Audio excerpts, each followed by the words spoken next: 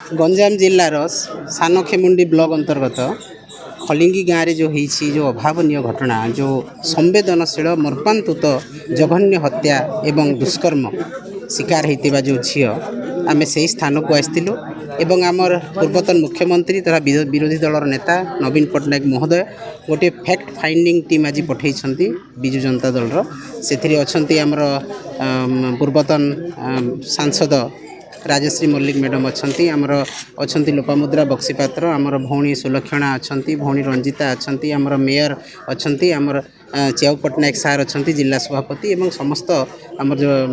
अंजलि भौणी अच्छा जी जिला परिषद प्रेसिडेंट आमर जिला परिषद सभ्या अच्छा आमर कॉर्पोरेटर भौणी मैंने अच्छा समस्त को आज आमर पूर्वतन मुख्यमंत्री पठेइछन्ति एठिकी जे कौन स्थिति अनुध्यान करने कौन होइछि संपूर्ण भाव में देखा करने पाटपुर गलु आम तांकर माँ बापा को भी देखा कलु आज भी तांको अजा सहित देखा कलु एवं ग्रामवासी ठारो अनेक तथ्य आम शुणिलु एवं निश्चित भाव में यह जघन्यरु अति जघन्य कांड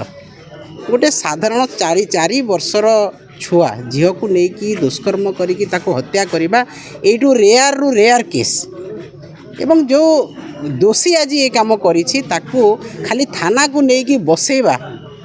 एवं तार पछपटे से कौन करिछि ता पछपटे किए अच्छी से कौन पाई एटा कला एते बड़ कांड कला परे ताकू पुलिस प्रशासन ए पर्यंत ता उपरे अति दृष्टांतमूलक किसी दंड विधान करि नाहंती तेणु आमको मर्माहत करिछि दुखित करिछि मते केवल नुह आज गंजाम जिला एवं पाटपुर खलिंगी गाँव समस्त को आज मर्माहत करिछि एक कथा जे पुलिस प्रशासन कौन करुछि गृह विभाग कौन करुछंती माननीय मुख्यमंत्री कौन करुछंती मुख्यमंत्री आसीथिले ब्रह्मपुर को बुढ़ी ठाकुराणी पूजा पाई 20 किलोमीटर दूर खलिंगी गाँ से आसीपारे नहीं देखिपारे नहीं से यात्रा एंजॉय कले किंतु गोटे परिवार गोटे गाँव आत्मा कांदुछि गोटे परिवार सर्वश्रांत होइछि ता छुआ को हजेकी एवं अमानसिक भाव में ताको हत्या करा जाइछि दुष्कर्म करिकरी एते बड़ संवेदनशील घटना से जिला को मुख्यमंत्री आसुचंती एंजॉय करिवा पई ठाकुराणी पूजारे ठाकुराणी को आशीर्वाद नेबा पई किंतु मने पड़लाने 20 किलोमीटर भितर ए गाँव रे घटना होइछि बोलिकी ताहेले आपण भाबंतु अपराधी माने केते खोला मेलारे निर्विघ्न भाव में अपराध करिकरी खसी जिबाको चिंता करछंती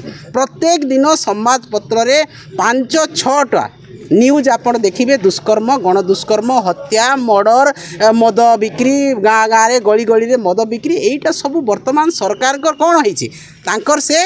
माने अपॉर्चुनिटी से माने पाई जो अच्छा अपराध जो माने प्रवण व्यक्ति अच्छा जे कौन सी दिन जहाँ अपराध भी आम करूँ किसी आम दंड विधान हेब ना कारण पुलिस विभाग चुप पुलिस थाना आज बीजेपी गुंडा मानकर तांकर घर होइछि आज एसपी ऑफिस रे गुंडा माने जेकी बसिकी एसपी को कंट्रोल करुछंती आज प्रशासन काठपुतली भाया काम करुछि बीजेपी रो तेणु यही भाया अपराध प्रवणता ओडिशा रे बढ़ी बढ़ी जाइछि एवं गंजाम जिल्ला रे मो भाबुछि एटा प्रथम घटना दीर्घ 24 वर्ष पर आमर प्रिय नेता नवीन पट्टनायक अंचल रे एटा 24 वर्ष पर यही भाया जघन्य कांड घटी जहाँकि कौन सी प्रकार क्षमणीय नुह एवं दोषी को अत्यंत कठोर रु कठोर दंड दि जाऊ दृष्टांतमूलक दंड विधान करा जाऊ जेपरिक अपराधी डरिबे अपराधी जदि प्रशासन सहित पुलिस सहित सांग होइकी बुलिबे जदि गृह विभाग मंत्री मुख्यमंत्री जदि अपराधी मान को सुरक्षा देव ताहले कौन अपराधी खराब काम करेनि भल काम करेंगे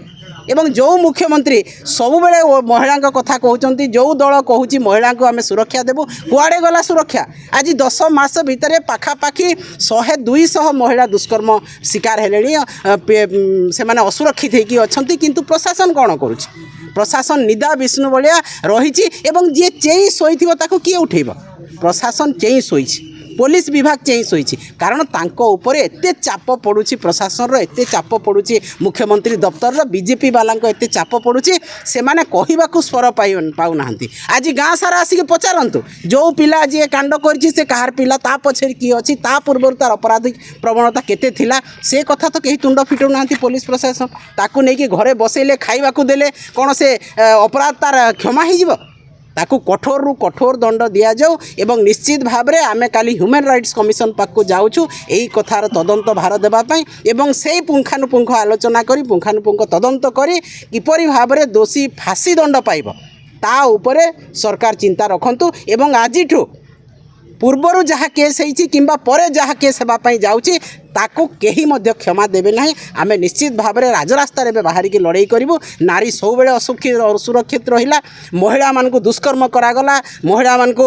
ରାସ୍ତାରେ ତାଙ୍କୁ ଅପମାନିତ କରାଗଲା, ଅସୁରକ୍ଷିତ ଆଜି ଏବଂ ଆଜି ଜନସାଧାରଣ ମଧ୍ୟ ଅସୁରକ୍ଷିତ ହେଲେଣି। ପ୍ରତ୍ୟେକ ଦିନ ମର୍ଡ଼ର, ରାଜଧାନୀରୁ ଆରମ୍ଭ କରି ଆପଣ କୋରାପୁଟ ପର୍ଯ୍ୟନ୍ତ ପ୍ରତ୍ୟେକ ଦିନ ମର୍ଡ଼ର। ଆଜି ବି ଚିକିଟିରେ ମର୍ଡ଼ର ହେଇଛି ବୋଲି ଆମେ ଖବର ପାଇଲୁ। ତ ଏଇଟା କ'ଣ?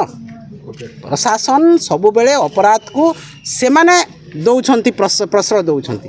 ଏବଂ ନିଶ୍ଚିତ ଭାବରେ ଆଗାମୀ ଦିନରେ ଆନ୍ଦୋଳନ ଆହୁରି ଜୋରଦାର ହେବ ଏବଂ ମହିଳା ସାଧାରଣ ଜନତା କିପରି ସୁରକ୍ଷିତ ହେବେ ମୁଖ୍ୟମନ୍ତ୍ରୀ ନିଜେ ଦାୟିତ୍ୱ ନିଅନ୍ତୁ, ନହେଲେ ସେ ଇସ୍ତଫା ଦିଅନ୍ତୁ।